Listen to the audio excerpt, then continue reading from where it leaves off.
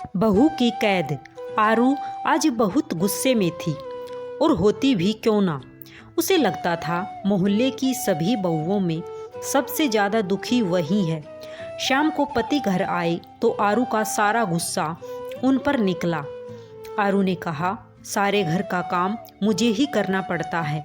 अब सामने वाले पड़ोसी शर्मा अंकल की बहू को देखो, वह तो कभी नहीं निकलती बाहर। उसे तो कभी भी बाहर जाते हुए भी नहीं देखा है। और एक मैं जो दिन भर घर के कामों से स्कूटी लेकर बाजारों में घूमती रहती हूँ और आकर फिर घर का काम करो, खाना बनाओ, और तो और बच्चों की सारी जिम्मेदारी भी मेरे ऊपर है। आपसे तो इतना भी नहीं होता कि बच्चों की स्कूल की डायरी भी चेक कर ले, वह भी मुझे ही करनी है। आरू गुस्से में सारी बातें अपने पति को बोले जा रही थी और वह चुपचाप खड़े हुए चेहरे पर थोड़ी सी मुस्कान लिए उसे हाव भाव दे रहे थे। पति के मजाक के हाव भाव देखकर आरू और ज़्यादा नाराज हो गई और चिल्लाते हुए बोली, सही है, आपका यहाँ मैं जल रही हूँ और आप मेरे मज़े लेकर हंस रहे हो। तब उसने हंसते हुए कहा, आरू, अब तुम्हारी इन बेकार की बातों पर हंसी नहीं तो क्या सीरियस हूँ। तुम अपना तुलना शर्मा अंकल की बहू से कर रही हो। तुम्हें पता है शर्मा अंकल और आंटी दोनों अपनी बहू को घर से बाहर खड़ा भी नहीं होने देते। वह बाहर कैसे निकलेगी। तुम तो शुक्र करो तुम्हारे ऊपर कोई ऐसी बंदिश नहीं है। तुम चाहे जहाँ जाओ और तुम्हारा मन करे वह पहनो, फिर भी तुम संतुष्ट नहीं हो। तब आरू ने कहा, यह कोई आज़ादी है मेरी। सारे दिन लगे रहो बाज़ारों में। मैं भी चाहती हूँ कि कभी कभी मुझे किसी चीज़ के लिए बाज़ार जाने का मन ना करे तो वह चीज़ तुम मुझे लाकर घर पर दे दो। पर तुमसे तो उम्मीद करना ही बेकार है। तभी तो मेरा एक पैर घर में होता है और एक पैर बाज़ार में। तब उसने कैसे जैसे आरू को मनाया और फिर रात का खाना खाकर सब सो गई। अगले दिन आरू किसी काम से बाजार के लिए निकली ही थी, तभी उसे आवाज़ आई, दीदी इधर देखो।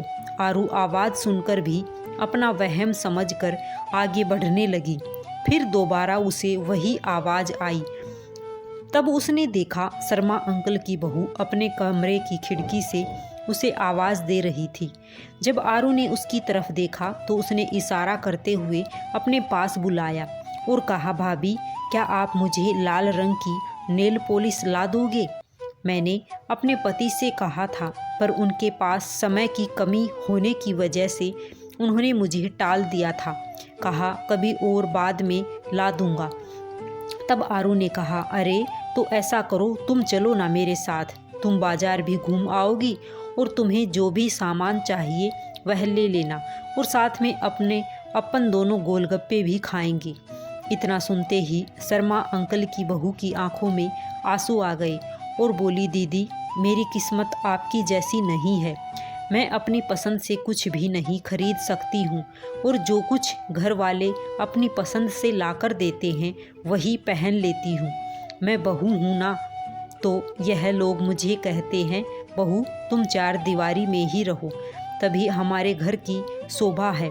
आज के ज़माने में भी मेरी सास मुझे घर से बाहर जाने नहीं देती है और ना ही पड़ोस में किसी से बात करने देती है।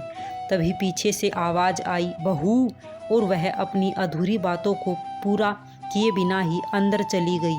और उसके अंदर जाने के बाद आरू यह सोचने पर मजबूर हो गई कि किस्मत किसकी खराब निकली, मेरी कि मुझे अपने घर और बाहर दोनों का काम संभालना पड़ता है, या शर्मा अंकल की बहू की जो अपने घर के बाहर भी खड़ी नहीं हो सकती है।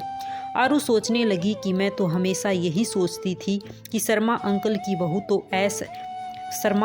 बहू के तो ऐसे हैं जो उसे घर पर बैठे बिठाए हर सामान मिल जाता है।